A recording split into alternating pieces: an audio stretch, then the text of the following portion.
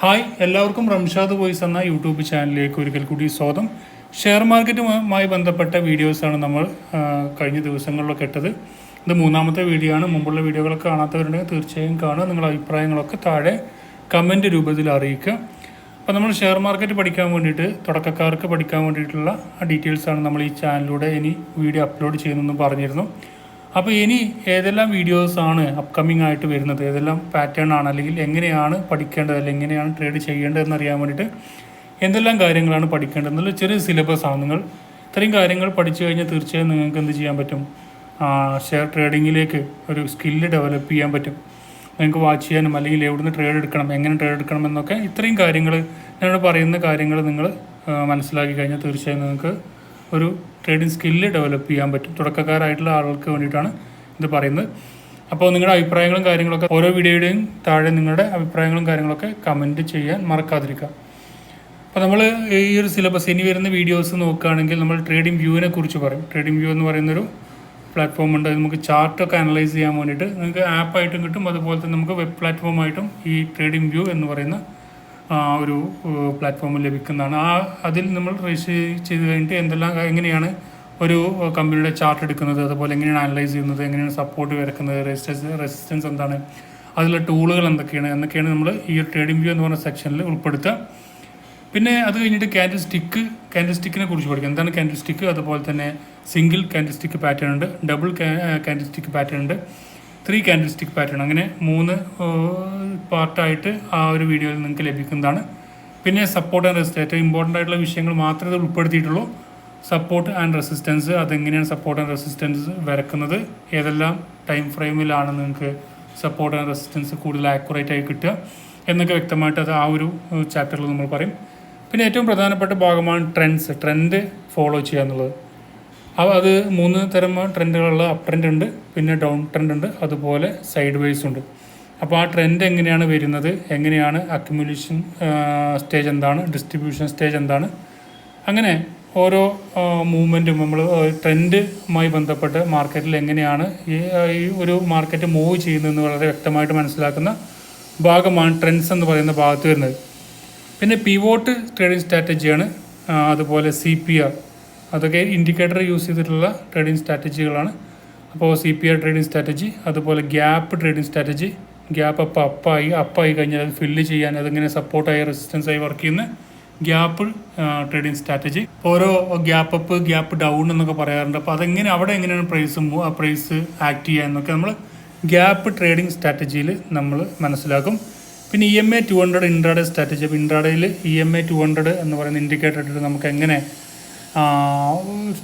Trade ചെയ്യാം എന്നാണ് ഈ ഒരു EMA 200 ഇൻട്രാഡേ സ്ട്രാറ്റജി എന്ന് പറയുന്ന വിഭാഗത്തിൽ നമ്മൾ പരിചയപ്പെടുന്നത്.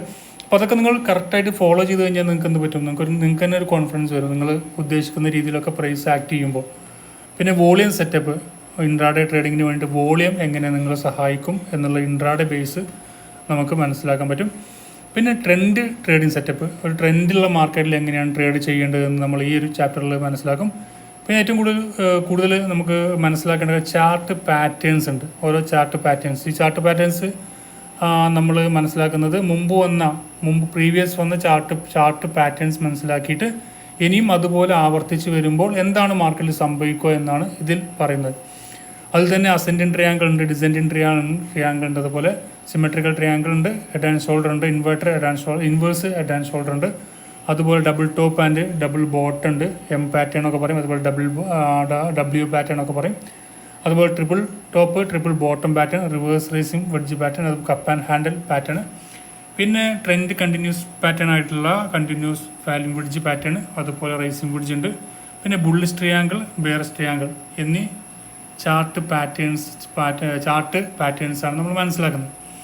അപ്പോൾ അതൊക്കെ നമുക്ക് കേൾക്കുമ്പോൾ പുതുതായിട്ടുള്ള വാക്കുകൾ തോന്നുമെങ്കിലും നിങ്ങൾക്കിത് ഓരോന്നും നിങ്ങൾ ക്ലാസ് ഒക്കെ കേട്ട് നിങ്ങളുടെ അതിനായിട്ട് ടൈം സ്പെൻഡ് ചെയ്യുമ്പോൾ തീർച്ചയായും നിങ്ങൾക്ക് എന്ത് ചെയ്യാൻ പറ്റും, ഇതിൽ എക്സ്പേർട്ട് ആവാൻ പറ്റും. പിന്നീട് simple stock selection four intraday ആണ്.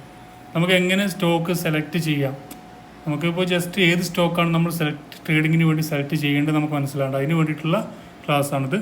പിന്നെ അതുപോലെ തന്നെ പെർമനൻ്റ് ആയിട്ട് നമ്മൾ സ്റ്റോക്കിൽ എങ്ങനെയാണ് സെലക്ഷൻ ചെയ്യേണ്ടത്, നമുക്ക് ഒരുപാട് പെർമനൻ്റ് യൂസിന് വേണ്ടിയിട്ട് ഇൻട്രാഡേ അല്ലാതെ പെർമനൻറ്റിന് വേണ്ടിയിട്ട് നമുക്ക് ഇങ്ങനെ സെലക്ട് ചെയ്യാം.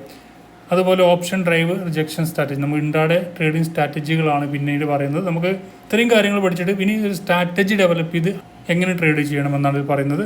ഓപ്ഷൻ ഡ്രൈവ് റിജക്ഷൻ സ്ട്രാറ്റജി എന്ന് പറഞ്ഞ ഒരു സ്ട്രാറ്റജി ഉണ്ട്. പിന്നെ ഓപ്പൺ ഡ്രൈവ് സ്ട്രാറ്റജി ഉണ്ട്. അതുപോലെ പിന്നെ GCR ഗ്രീൻ ക്യാൻഡിൽ സ്ട്രാറ്റജി ഉണ്ട്. അതുപോലെ തന്നെ RCR ഉണ്ട്. പിന്നെ GCBO ഉണ്ട്. അതുപോലെ RCBO എന്നീ സ്ട്രാറ്റജീസ് ഉപയോഗിച്ച് നിങ്ങൾക്ക് ഇൻട്രാഡേയിൽ ട്രേഡ് ചെയ്യാൻ പറ്റും. പിന്നെ ഫിബനാച്ചി റിട്രേസ്മെൻറ്റ് സ്ട്രാറ്റജിയാണ്. ഫിബ് ലെവലുകൾ ഉപയോഗിച്ച് നമുക്ക് എങ്ങനെയാണ് റിവേഴ്സ് വരുന്നത്, എങ്ങനെയാണ് ബൈ ചെയ്യേണ്ടത്, എവിടുന്നാണ് എത്രമാത്രം നമുക്കൊരു ഫിബ് ലെവൽ വെച്ചിട്ട് എത്രമാത്രം അത് താഴേക്ക് വരാൻ സാധ്യതയുണ്ടെന്നൊക്കെ നമുക്ക്, അതുപോലെ എത്രമാത്രം അത് റെസിസ്റ്റൻസ് വരെ പോകാൻ സാധ്യതയുണ്ടെന്നൊക്കെ നമുക്ക് ഫിബ് ലെവൽ വെച്ചിട്ട് നമുക്ക് പറയാൻ സാധിക്കും. പിന്നെ ഏറ്റവും ഇമ്പോർട്ടൻ്റ് ആയിട്ടുള്ള കാര്യം എൻട്രി, എക്സിറ്റ്, അതുപോലെ റീടെസ്റ്റ്, റിവേഴ്സൽ, പിന്നെ സ്റ്റോപ്പ് ലോസ്, അതുമായി ബന്ധപ്പെട്ട കാര്യങ്ങളൊക്കെ നമ്മൾ പിന്നീട് ചർച്ച ചെയ്യും. അതിനുശേഷം ഇതിപ്പോൾ സ്റ്റോക്കിന് വേണ്ടിയിട്ടുള്ള കാര്യങ്ങളാണ് പറഞ്ഞത്. ഇനി ഇതിൻ്റെ അഡ്വാൻസ് ആയിട്ടുള്ള കാര്യങ്ങൾ നമുക്ക് എന്ത് പറയും, ഇത് ഒന്ന് പ്രാക്ടീസ് ആയ ശേഷം നമ്മൾ ഓപ്ഷൻസിലേക്ക്, എന്താണ് ഓപ്ഷൻസ്, എന്താണ് ഓപ്ഷൻസ്, ഗ്രീക്സ് എന്തൊക്കെയാണ്, അതുപോലെ എക്സ്പയറി ഡേയ്സ്, എക്സ്പയറിനെ കുറിച്ചുള്ള കാര്യങ്ങൾ, പിന്നെ ഓപ്ഷനിൽ പല പല സ്ട്രാറ്റജീസ് ഉണ്ട്, ആ സ്ട്രാറ്റജി എങ്ങനെ ഡെവലപ്പ് ചെയ്യുക, അതെങ്ങനെയാണ്, അതിൻ്റെ അഡ്ജസ്റ്റ്മെൻറ്റ് എന്തൊക്കെയാണ്, അതൊക്കെ നമ്മൾ പിന്നീട് ചർച്ച ചെയ്യുന്നതാണ്. അപ്പോൾ ഇത്രയും കാര്യങ്ങളാണ് ഇപ്പോൾ നമ്മൾ ഒരു ചാപ്റ്റർ വൈസിൽ നമ്മൾ എടുക്കാൻ ഉദ്ദേശിക്കുന്നത്. നിങ്ങൾ ഓരോ വീഡിയോക്കും നിങ്ങളുടെ അഭിപ്രായങ്ങളും കാര്യങ്ങളൊക്കെ കമൻറ്റ് ചെയ്യുക. തീർച്ചയായും നിങ്ങൾ കൂടി പ്രാക്ടീസ് ചെയ്താൽ മാത്രമേ നിങ്ങൾക്ക് ഡെവലപ്പ് ചെയ്ത് മുന്നോട്ട് കൊണ്ടുപോകാൻ പറ്റും.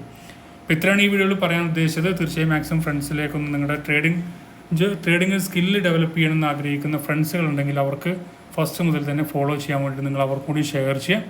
നമുക്ക് മറ്റൊരു വീഡിയോ കൂടി കാണാം. Thank you for watching. Have A nice day.